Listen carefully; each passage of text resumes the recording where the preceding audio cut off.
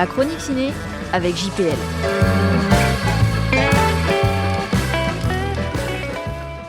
Trois amis, la valse des sentiments. Emmanuel Mouret est le grand maître ès-marivaudage franco-alénien, si je puis me permettre ce néologisme un tantinet hardi. Ce ne sont pas ces 117 minutes de comédie dramatique qui vont me démentir. Alors, suivez-moi bien.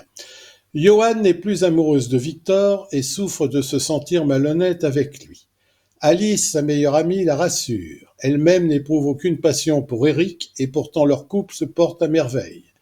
Elle ignore qu'il a une liaison avec Rebecca, leur amie commune.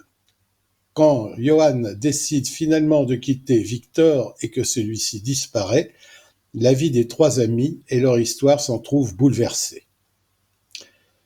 Le cinéaste et Carmen Leroy, sa co-scénariste, se sont inspirés du Alice de Woody Allen, nous dit-on, quand je vous le disais, moi. Un pur régal.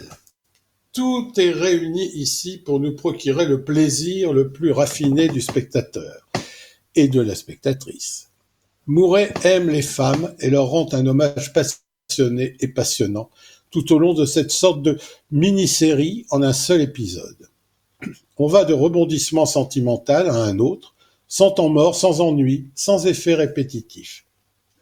Mouret est un génie du film choral, où les histoires s'entremêlent avec une ingéniosité virtuose. Comme d'habitude, la bande-son est subtile avec Bach, Poulenc, Beethoven, Mozart et une jolie musique originale de Benjamin Estrado.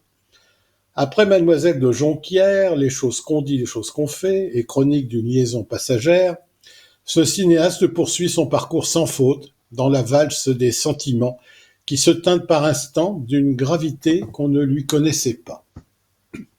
Et puis, quel casting! De toute évidence, les grands noms du cinéma français adorent tourner sous la direction de Mouret.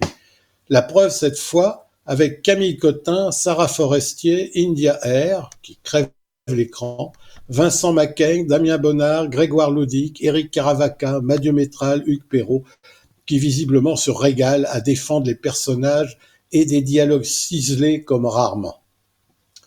Certains prétendront que c'est du cinéma suranné, et alors ?